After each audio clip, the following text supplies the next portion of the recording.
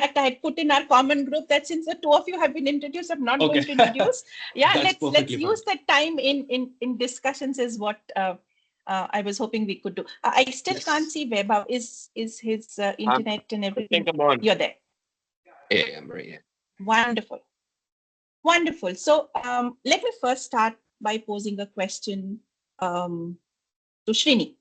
Srini, while we all know AI can automate and a lot in the space of learning, how do we ensure that the human emotion touch points are still very well integrated through the learning journeys? Right. Yeah. So while AI is making most of our jobs easier, so what does it mean? It is going to give you some more time, right? See anything that is giving you more time, let's use it on something which is more important, right? So while AI is doing all this, at the end of the day, our learners are still humans, right? So if you can't do machine learning, we have to do engage with them. So I wanted to like to quote on Clark Quinn. He's a thought leader in the learning design. He talks about three emotions that we need to be monitoring and managing with the learners for a more effective and impactful program. Right. First one is about motivation. I'll just touch about the three things and then I'll get in detail about it. One is motivation. Second is anxiety. And the third is about confidence. Okay. The first one, in terms of motivation, we need to manage them before, during, and sometime even after. Okay.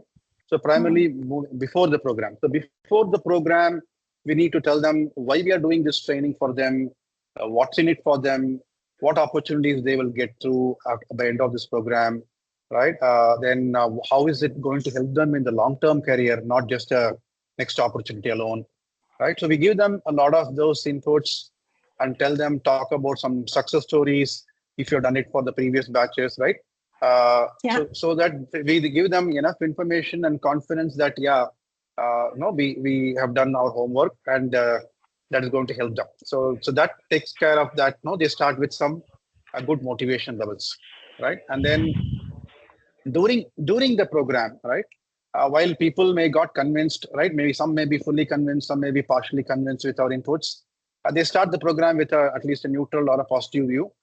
But during the program, what happens is some of them start losing interest because it could be distractions, right? So you may start a program for cloud, for example. Somebody comes and tells them, right? No, why are you learning cloud? It's all over. You have to be learning something on AI, right? So this is irrelevant to you. So somebody comes and confuses them. These guys may get into that and they say, okay, maybe it's not for me. So they start losing interest and they get distracted. Sometimes it could be their score, I mean, how they are, their assessment scores, how they compare with the others in the team. They feel they will be judged. They are a little worried. Maybe they may have a repercussion if they're not doing well in the program. A lot of those kind of things, right? So we need to be doing constant pulse surveys at least once a week with them to understand where they stand and clarify if they have any doubts. And also tell them that you are not alone, right? So even the previous batches and the other learners are also going through something similar, but we will come out of it. So don't worry. So we are there to support you. So just give them that confidence and thing to support them during the thing also, right? And while going towards the end of the program, we should also start connecting them with people who are going to provide them the opportunities where they are going to be getting in by end of the program, right? So just walking the talk, right? Telling them that no, we didn't say what we were saying, right? It is happening. So they get more confidence to because the last mile is usually the difficult part, right? People say, okay, I'm 80% done, I'm done, right? So keeping that last minute thing also very important. So those three things is what I feel can take care of the motivation part, right? Then the second emotion is anxiety, right? With so much information today, all of us are so, the anxiousness is so high on much of, and like including senior people like all of us. We're very anxious about what is happening now, what is coming up, how is it going to change what I'm doing today?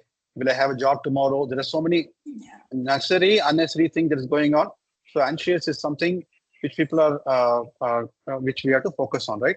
So this again, before, during, primarily we should do, right? So before the program, now, right, we should say, basically give them confidence that this is, again, very business aligned. We will give you enough support, the kind of support system they will have if they're going through some challenges, right? So if we can give them all those inputs, and then so they get them confidence. So they have all information also, meaning how long is the program, how are we going to assess them, right? And then also very clearly tell them we are not going to judge them based on this, right? So you go to this program, and if you're able to succeed, you get these opportunities. If not, it's okay, right? You have an opportunity to upskill yourself, and then you can take this program one more time. So there's nothing really, you're not going to lose anything, right? Right? Yeah. So Thanks, that's Srini. So how do you ensure emotions are managed through a learning journey? Ensure they are motivated pre, during, post the session, anxiety is maintained during and post the session, and you're building confidence beyond once they've learned, and continue to retain that. I